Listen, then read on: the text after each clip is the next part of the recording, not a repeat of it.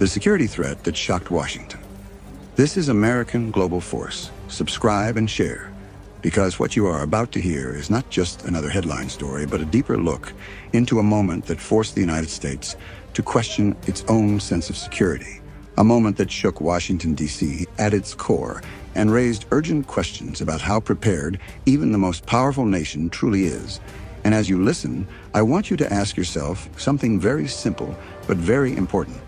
How secure do you think the center of power really is? Because for many people, Washington is seen as one of the most protected places on Earth, surrounded by layers of intelligence, law enforcement, and military readiness. But what happens when a threat breaks through that perception? When something unexpected forces officials to react in real time rather than follow carefully planned procedures? Because that is exactly what makes this story so unsettling. It is not just about what happened, but about what it revealed. And what it revealed may be more important than the event itself, because when a security threat reaches the heart of political power, it exposes weaknesses, gaps, and uncertainties that are rarely discussed openly, and that leads us to a question you should not ignore. Are these threats truly rare, or are they happening more often than we are told? Because if even a small incident can trigger massive responses from security agencies, it suggests that the system is constantly operating under pressure, constantly evaluating risks, and constantly preparing for scenarios that the public may never fully understand. And this is where the role of the military becomes critical. Because while you may think of the military as something deployed overseas, it also plays a role in national defense at home, working alongside intelligence agencies and law enforcement to ensure that threats are identified and managed before they escalate. But what happens when a threat emerges suddenly, without warning, forcing all of these systems to respond at once? Do they operate seamlessly, or are there moments of confusion and delay? And if such moments exist, what does that mean for overall security? Because the idea of perfect protection is often more perception than reality. And understanding that difference is key to understanding why this event had such a powerful impact. And as you think about this, consider how quickly information spreads in today's world, how quickly rumors can turn into panic, and how important it is for officials to control the narrative while managing the situation itself. Because in a high-pressure environment like Washington, every second matters and every decision carries consequences. And this creates a situation where leaders must balance transparency with caution, revealing enough to inform the public, while holding back details that could cause unnecessary alarm or reveal vulnerabilities. And that balance is not easy to maintain, especially when the situation is evolving and information is incomplete. And this brings us to another important question. When you hear about a security threat, how much of the full story do you think you are actually getting? And how much is being filtered through layers of communication designed to protect not just people, but also systems and strategies? Because the truth is that national security is not just about stopping threats. It is also about managing information, shaping perception, and maintaining confidence. And when an incident occurs that challenges that confidence, it forces everyone from policymakers to ordinary citizens to reconsider what security really means and whether the systems in place are as strong as they appear.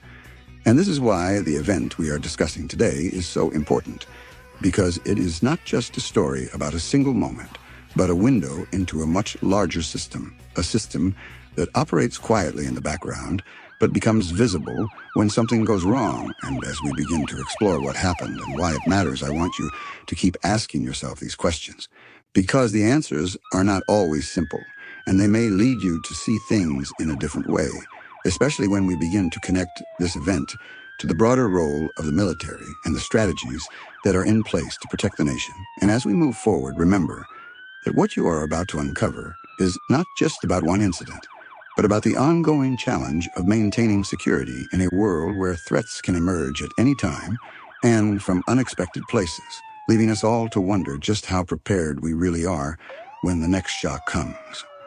When the initial shock began to settle across Washington, D.C., something far more complex started unfolding beneath the surface. A response that most people never witnessed, but one that reveals how deeply interconnected security and the military truly are within the United States. And this is where you need to pause and ask yourself a crucial question. When a threat emerges at the center of power, who actually takes control? Is it the politicians, the police, or is there an unseen chain of command that activates instantly? Because what many people do not realize is that behind every public reaction, there is a layered system designed to respond in stages, a system that includes intelligence agencies, specialized law enforcement units, and military support structures that are ready to move within seconds. And the moment a credible threat is detected, protocols are triggered, communication lines open, and decisions begin to move rapidly to a hierarchy that is built for speed, but also for precision. And yet even within such a system, there is always a moment of uncertainty, a moment where information is incomplete and decisions must still be made. And this is where the real test of preparedness begins, because it is one thing to have a plan and another thing entirely to execute it under pressure. And as this response unfolded, key facilities were secured, movements were restricted, and units were placed on alert, not just within the city, but across a wider network that extends far beyond what is visible. And this raises another question for you. How far do you think these responses reach? Do they stop at the city limits, or do they extend across regions involving bases and commands that operate far from public view? Because the truth is that national security responses are rarely isolated. They are coordinated across multiple levels to ensure that any potential escalation can be contained quickly. And this is where the military's role becomes more pronounced, not in the form of visible deployment on the streets, but through readiness, support, and strategic positioning that ensures all options remain available if the situation worsens. And this leads to a deeper question. How often are such readiness levels adjusted without the public ever knowing? Because if the system is constantly adapting to perceived threats, then there are likely many moments where the level of alert is raised or lowered without any public announcement. And this creates a hidden layer of activity that exists alongside the visible world of news and public statements. And as you think about this, consider how information flows during such events, how quickly reports are verified or dismissed, and how decisions are made about what to share and what to withhold. Because in a high-stakes environment, the release of information must be carefully managed to avoid panic while still maintaining transparency. And this balancing act can shape how the event is perceived by the public, sometimes emphasizing certain details while leaving others in the background. And this leads to another important question. If you were in charge of such a response, how much would you reveal and how much would you keep hidden, knowing that both choices carry risks because too much information can expose vulnerabilities while too little can create distrust? And this tension between openness and security is one of the defining challenges of modern governance, especially in a place like Washington, where every action is closely watched and analyzed. And as the response continued, behind-the-scenes coordination between agencies intensified, communication channels remained active, and contingency plans were reviewed in real time, all of which point to a system that is designed not just to react, but to anticipate. And this anticipation is where the military's strategic planning plays a crucial role, because it provides the framework within which responses can be scaled up or down, depending on how the situation develops. And yet even with such planning, there is always an element of unpredictability, because threats do not always follow expected patterns. And this unpredictability is what makes events like this so significant, as they test the limits of existing systems and reveal areas that may require adjustment or improvement. As we look deeper into what happened, you should continue to ask yourself these questions, because understanding the unseen response is key to understanding the full impact of the event. And as we move into the next chapter, we will begin to explore what this incident exposed about the system itself, the strengths that held it together, and the vulnerabilities that may have been revealed, leaving us to consider not just how the response was managed, but what it tells us about the future of security in an increasingly uncertain world. As the immediate response settled and the visible tension in Washington, D.C. began to ease, a quieter and far more important phase started to take shape behind closed doors, a phase not focused on what the public had already seen, but on what the incident had revealed about the system itself. And this is where you need to ask yourself a deeper question. When a security threat shocks the center of power, what do officials look for afterward? Is it just about identifying who was responsible? Or is it about uncovering the gaps that allowed the threat to emerge in the first place? Because in reality, The most critical part of any incident is not the event itself, but the analysis that follows it.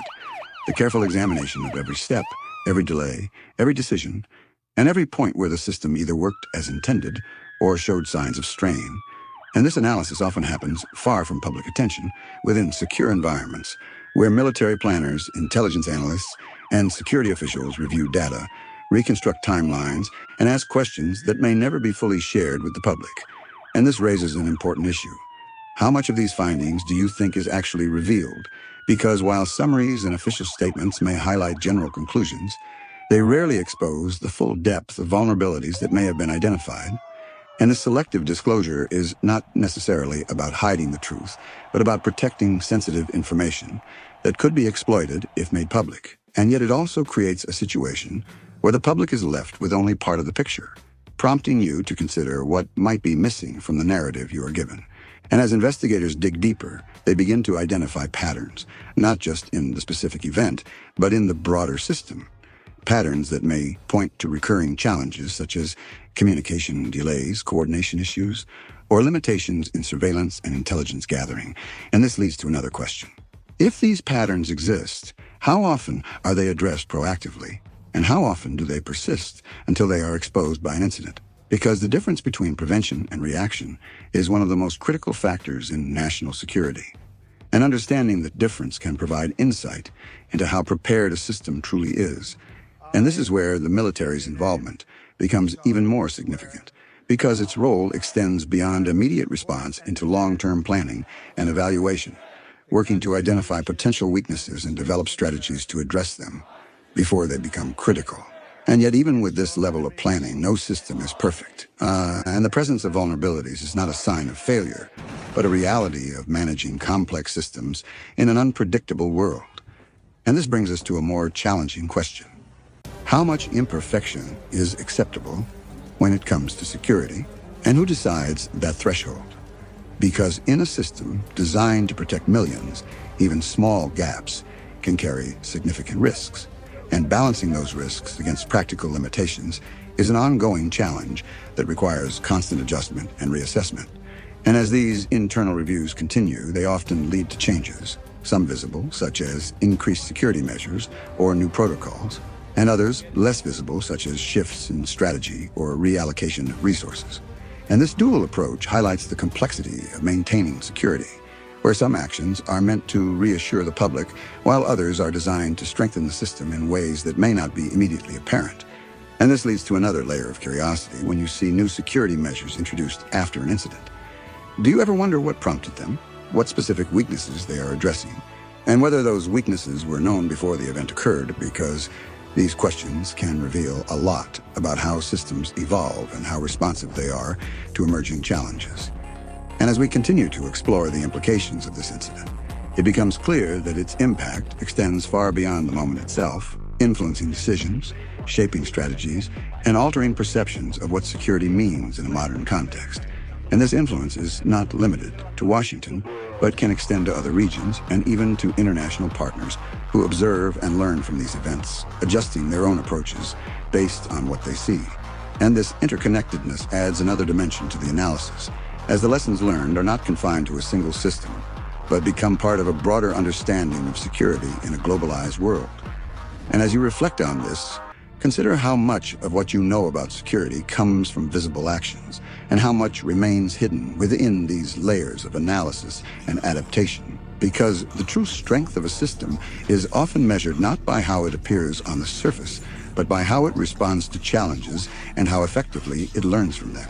And this is where the story becomes even more compelling, as we begin to see not just a single event, but a process of continuous evolution, driven by both necessity and uncertainty, leaving us to question how these lessons will shape future responses and whether they will be enough to address the next unexpected threat that may arise. As the investigation deepened and the internal reviews continued behind closed doors in Washington, D.C., another layer of the story began to emerge, one that is rarely discussed openly, yet plays a decisive role in moments like this: the silent involvement of the United States Armed Forces. And this is where you need to ask yourself a question that many people overlook. When a domestic security threat shocks the nation's capital, How far does the military actually go in supporting the response?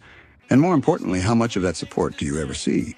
Because unlike overseas operations, where military presence is visible and often publicized, domestic involvement is far more controlled, far more subtle, and often limited by legal frameworks that separate civilian law enforcement from military authority. Yet within those limits, there exists a complex system of readiness, coordination, and contingency planning that can be activated when needed. And this system operates quietly in the background, ensuring that if a situation escalates beyond the capacity of local or federal agencies, there are additional resources available to support the response. But here's the deeper question. How often is that threshold approached without the public ever realizing it? Because the absence of visible military deployment does not mean the absence of military involvement. It often means that preparations are being made out of sight. Communication lines are active, and units are ready to move if required, and this readiness is not accidental. It is the result of years of planning, training, and coordination between the military and other agencies, all designed to ensure that responses can be scaled quickly and effectively. And as you think about this, consider how decisions are made in such high-pressure situations. Who determines when military support is necessary? What criteria are used? And how quickly those decisions can be implemented? Because in moments of uncertainty, timing becomes critical, and delays or misjudgments can have significant consequences. And this leads to another question that should stay with you if the system relies on rapid decision-making under pressure. How confident are you that those decisions will always be correct? Because even the most experienced leaders must operate with incomplete information, making choices that carry both immediate and long-term implications. And this is where the concept of controlled visibility comes into play, as officials must decide not only how to respond, but also how much of that response to reveal, balancing the need for transparency with the need to protect sensitive operations. And this balance is particularly important when the military is involved, as revealing too much could expose capabilities or strategies that are better kept confidential, yet revealing too little could lead to questions about accountability and oversight.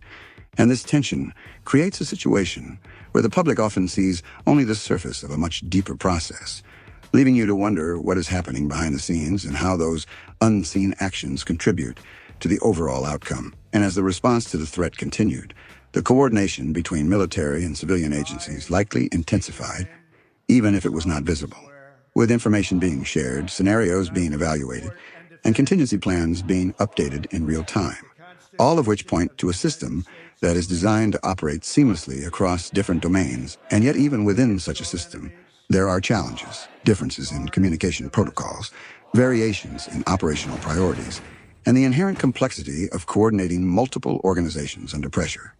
And this raises another important question. How often are these challenges tested under real conditions? And how well do the systems adapt when faced with unexpected variables? Because training exercises can simulate scenarios, but real events introduce unpredictability that cannot always be fully anticipated. And this unpredictability is what makes incidents like this so significant, as they provide a rare opportunity to observe how systems perform under genuine stress, revealing both strengths and areas for improvement. And as these observations are analyzed, they contribute to ongoing adjustments in strategy, training, and resource allocation, shaping how future responses will be managed. And this process of continuous refinement is a key aspect of maintaining security. Yet it also highlights the fact that the system is never static. It is always evolving, always adapting to new challenges and new information. And this leads to a final question for this chapter. If the military plays such a critical yet largely unseen role in domestic security responses, how does that influence your understanding of what security really means? Is it something defined solely by visible measures and public actions, or is it a deeper and more complex system that operates quietly in the background, ready to respond when needed? And as we move into the final chapter, keep this question in mind, because understanding the silent role of the military is essential to understanding the full scope of the event and what it may mean for the future. As the dust settles from the incident that shook Washington, D.C., and the deeper layers of response, analysis, and quiet coordination begin to fade from public attention, a more important question starts to rise, one that goes beyond the event itself and forces us to think about what comes next for the United States and its approach to security. Because moments like this are not just isolated disruptions, they are signals, warnings that test systems and expose realities that cannot be ignored. And as you reflect on everything you have heard so far, ask yourself this: do events like this truly change anything? Or do they simply pass through the system, leaving only minor adjustments behind? Because the answer to that question determines whether the future will look different or remain vulnerable to similar shocks. And this is where the long-term role of the United States Armed Forces becomes even more critical, not just as a force prepared to respond, but as a central part of how strategy evolves in response to emerging threats, shaping planning, influencing policy, and redefining what readiness means in a world where unpredictability is becoming the norm. And this leads to a deeper question you should consider carefully. How does a nation prepare for threats that do not follow traditional patterns? Threats that may not involve large-scale conflict, but can still disrupt stability at the highest levels. Because preparing for the unknown requires more than just resources. It requires adaptability, foresight, and a willingness to rethink existing assumptions. And this is where the lessons from this incident begin to take on greater significance, as analysts and planners work to translate observations into actionable changes, adjustments in communication protocols, enhancements in intelligence coordination, and refinements in how military support is integrated into domestic security frameworks. And yet, even as these changes are implemented, there remains an inherent uncertainty, because no system can account for every possible scenario. And this uncertainty is what keeps the cycle of preparation ongoing, pushing institutions to continuously evaluate and improve. And as you think about this, consider how these internal processes compare to what is communicated publicly. How much of this evolution do you actually see, and how much remains within secure environments where strategies are developed and tested? Because the difference between what is visible and what is hidden plays a significant role in shaping public perception, influencing how people understand security and how confident they feel about the systems in place.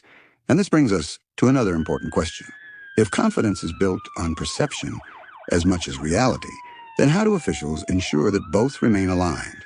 Because a gap between the two can lead to either complacency or unnecessary fear, both of which carry their own risks.